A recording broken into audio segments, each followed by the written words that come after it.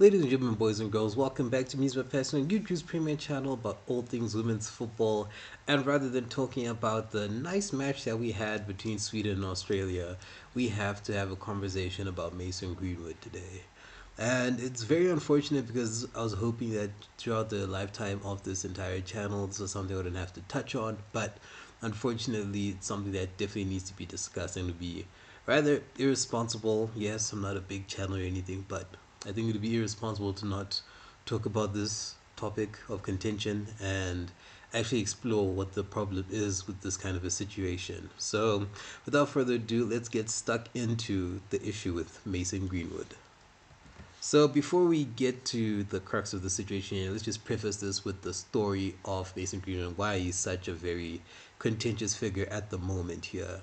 So back in late 2021, early 2022, thereabouts, still very lockdown era pretty much, there was a situation whereby Greenwood's then partner and I'm pretty sure still current partner, as they do have a child together now, she released a series of photos and audio clips that pretty much detailed an ongoing situation of sexual violence and domestic abuse, which really was very harrowing to say the least. If you were there or if you've seen or heard the pictures and the clips respectively, you know that it's not a very good situation. And in the fallout of that, he was arrested by the police, and of course, Manchester United just suspended him indefinitely, but they never terminated his contract or anything like that.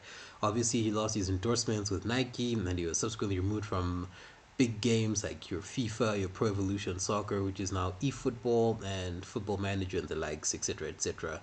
And pretty much he had been blackballed from the footballing industry here.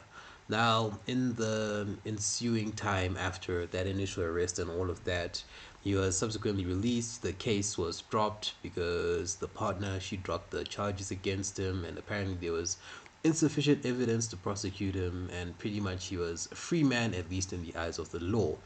And pretty much there was no chat about what's going to happen to him until very recently. He did emerge, albeit very slightly, on social media, first of all to announce the birth of his child with his partner, the one who he had initially abused, air quotes, allegedly, even though we know it was him. And he announced the birth of his child, and there were some photos recently that were shown of him training in a public park away from the club, of course, for obvious reasons. And that was pretty much it until just a few weeks ago, some more rumblings started to come out that he's pretty much returning to the club, as there were photos going around showing him being reinstated into the eFootball database, as you can see on your screen here. And that's pretty much what started the wildfire for people to start assuming that yes, he actually, in fact, is coming back to the club. And pretty much this was all confirmed just a few days ago by Adam Crafton from The Athletic, which, just in general as a side note, The Athletic is very good when it comes to football news and sports news in general, and their team of writers and editors and whatnot. They're a fantastic group of people, and I definitely do recommend that you follow them for all things football or whatever sport that you really love to follow. The Athletic are really up to the point with this kind of stuff. So back to the situation here. Adam Crafton from The Athletic did break the news that the CEO of Manchester United, Richard Arnold, he had pretty much announced to the executive leadership of the club that they did plan to bring back Greenwood. And of course, the announcement was initially scheduled for August the 4th.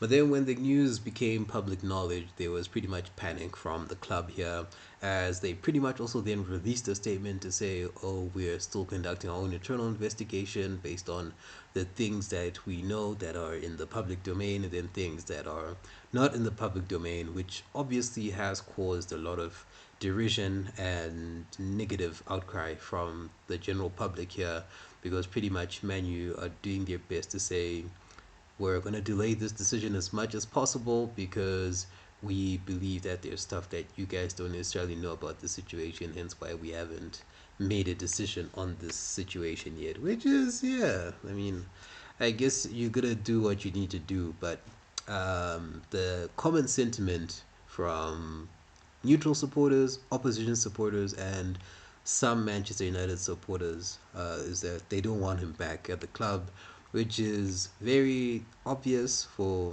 obvious reasons.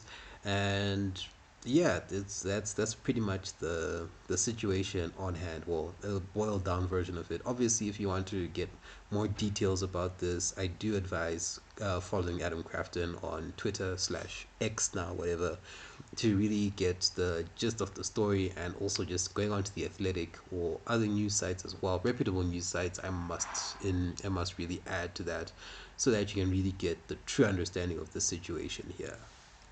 Now that's pretty much the crux of the situation as it stands on Mason Greenwood and his return to Manchester United. And from the perspective of this channel, obviously it is very oriented strongly towards, well, exclusively, not even strong, just exclusively towards women's football. And as we all know, Manchester United, they do have their own women's football club.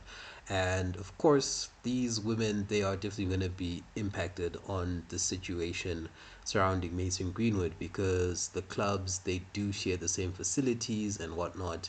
And to reinstate Mason Greenwood into the club's system here, it would definitely not be a good look, but not from a PR standpoint, but just from a general safety and respect standpoint for these female athletes who will be there at Manu. Because the reality of the situation is that, yes, as much as we can say he's reformed and he's learned his lesson and he's going through therapy, counseling, and all that, the humanistic aspect surrounding the women must be really considered. And I think in this situation it hasn't been considered, because again, since these players share the same facilities, these women, they may not feel very comfortable coming into work or just be comfortable in the general environment, considering that Greenwood is coming back to the situation. And it's not to vilify him, but it's really just to emphasize on the point that these female athletes, they essentially are not being given a sense of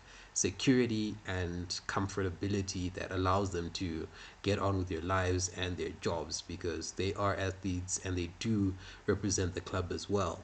And for them to be in a situation where they're sharing facilities with a person like Greenwood in this situation is not an ideal situation to find yourself in, because you now have to essentially be worried. Even though it seems to be an isolated incident, you never know. Even if he's received therapy, you never know in this kind of situation.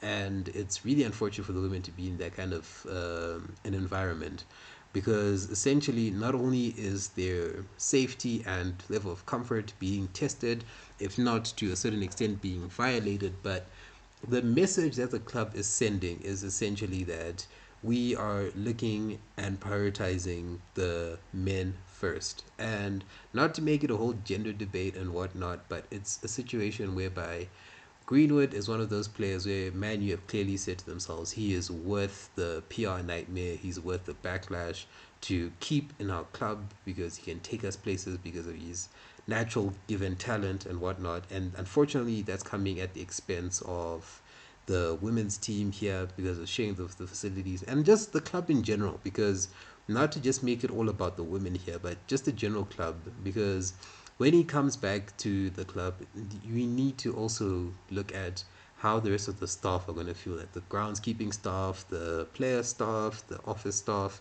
as well as the men's team themselves. Like, how do they feel about this situation?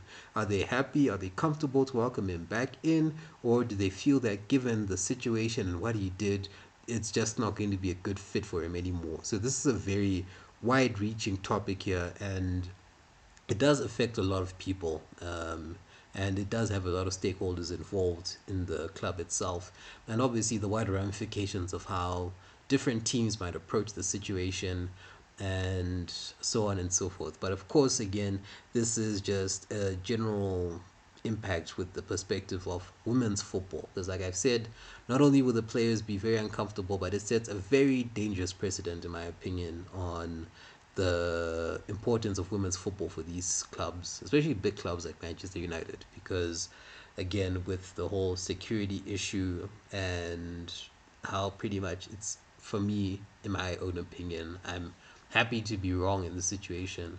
It's a sign of disrespect to the women's team here, because again, you're being told that you don't have the priority here, which is understandable, because yes, men's football is more lucrative and whatnot, but you also need to have a certain level of respect to the women's team, to the point that you shouldn't be considering this kind of a situation where you're bringing him back and essentially making your female footballers, or risking, to say the least, the potential of your female footballers to feel very anxious, nervous, especially going into the club. Even if it's a situation where they say, "Oh, don't worry, he's not gonna be here at this certain time and whatnot," that that possibility, in spite of the guarantees that you're given, it's always a reality. And given that they have already brought him back, who's to say that the club will keep their word and say they'll be separated and whatnot? But it is a very tumultuous situation at Manchester United. I do sympathize with the victim of his sexual violence, and I do also sympathize with the women's team, because I'm not sure how they're going to approach this. Maybe they are willing to forgive him and everything goes well, or it's a situation where they just feel very uncomfortable with the situation and they're pretty much left between a rock and a hard place, because whilst they're playing for a club that they love, that also gives them employment and a certain quality of life that they might not be able to get at different clubs, you know you're also playing for this club at the risk of your safety and your own comfort, and yeah, all that in between. So it's definitely a tumultuous situation here for the women at Manchester United, and particularly the players, but obviously the female non-playing staff as well. I'm sure there will be some people who will have the it's not even displeasure, just have the situation where they might need to interact with them, whether they're physios or office staff, administration, etc. But that's far be for me to speculate on, because I'm not sure who works there at Manchester United. But that's besides the point. But even just going away from the women's team, also there's also the whole fan sentiment. Of course, at the first game for Manchester United, there was a protest against bringing him back, and even before, there were the female fans against Mason Greenwood, who sent a public letter to Manchester United, citing their displeasure at the rumors that were going around, which have all been but confirmed, as we now know here. And it's a shame for all of these people involved, because you're pretty much setting a very bad precedent. These fans, they don't feel comfortable, and they don't even have any interaction with Greenwood as an individual. So now imagine if a fan is being uncomfortable with the situation where he's being brought back. Yes, he can go through so much therapy and whatnot, but essentially, he's being brought back to the club, and the fans aren't comfortable with that. It's setting a very bad precedent, and I think that's only just amplified now if you now work for the club, whether as a player or now playing staff, like we've already discovered. Excuse me, as we've already talked about. So there's definitely a lot to unpack in this situation, but hopefully at the end of the day, the right decision is made for everyone involved. I do understand the opposing point where people say, yes, they've pretty much forgiven each other, they have a child together and whatnot. But to be honest with you, Stockholm Syndrome is a real thing. And apart from that, yes, I'm sure there's the possibility slash probability that she's forgiven him and all that in between. But you can't discount the simple fact that this is a horrible thing that he did, and there is a lot of repercussions to be had. And it's not only just a PR issue with Manchester United, particularly, but it's just a philosophical issue and a cultural issue here, whereby what you do based on this situation will set the tone for how your fans essentially view you as a club. Not only the female fans, but fans in general. Because you do have male fans who sympathize with the situation. Some even do empathize with the situation, because sexual violence isn't exclusive to women only, it also happens to men. So that's definitely something that is going to be a factor in all of this. And for Greenwood himself, yes, the probability of a situation where he has reformed and he's um, paid his dues in terms of healing and moving along with his partner. I think, yes, it's a situation where he deserves a second chance to show that he's reformed and whatnot. But I think at the moment it should not be on a football pitch, in my humble opinion. Not only not to just say it shouldn't be a menu, but it shouldn't be on a football pitch. I think to really show how you've progressed, you need to start off the pitch and then eventually work your way back onto the pitch once you've shown that you're well aware of the situation, what you've done, and the ramifications and the repercussions before you can then integrate yourself back onto the football pitch. Yes, football is his primary way of making money and earning a living, and it's understandable, but I do think it's still something he needs to deal with. And I think, given the situation on the ground, he needs to do it away from a football pitch. And for the stance that Manchester United have taken on this, it's really poor, in my opinion. I'm not a Man U fan by any stretch of the imagination, but I just do think, from the outside looking in, it's definitely a harrowing situation. I don't envy the people who need to make this decision, but at the same time, I do think that at the current state of affairs, this is not the right decision to take. I do feel that a lot of consultation needs to be done. The women's team needs to be involved in this. Yes, they have been reports that the women's team have been involved in the consultation process, but it's more of them just being told, hey, we're bringing him back, just so you know, rather than saying, what are your opinions and your thoughts on this situation? So I think proper consultation needs to be taken into account, to understand, how do the female players feel, how does the female non-playing staff feel, how do the fans feel as well, so that you can get a proper appreciation of the situation. Because as talented as Greenwood was, as we saw in the seasons before the situation happened, I think when it comes to the humanistic aspect of it, you need to put the football aside. You need to put it to one side and actually try and understand what the situation is here, and say to yourself, okay, yes, he's talented, but at the same time, we need to look away from the money making aspect of him as an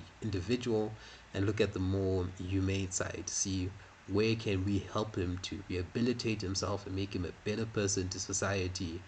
And then you can focus on trying to get him back on the pitch so that he can perform for you at a high level and all that in between. But yeah, it is a very harrowing situation. I've just been rambling on this entire video, but hopefully I've given a little bit of insight to the situation. If you have your own sentiments on this, hopefully it's not just something stupid like, oh, he's done he's done his time, she's forgiven him, they've got a kid together now. No, we don't need that here. Let's have progressive conversations that actually contribute to people's understanding, even my own understanding, because as much as I have my views on it, I understand it's not the only view. Maybe there are different interpretations of this, and I would be more than happy and eager and willing to listen to those views and understand where you're coming from with them. So yeah, you can just leave your own sentiments and thoughts in the comments. Thank you very much for watching. We can look forward to the three Lionesses tomorrow taking on La Roja in the Women's World Cup final, which will definitely be a very good final to watch. So yeah, thank you very much, and I'll see you in the next video.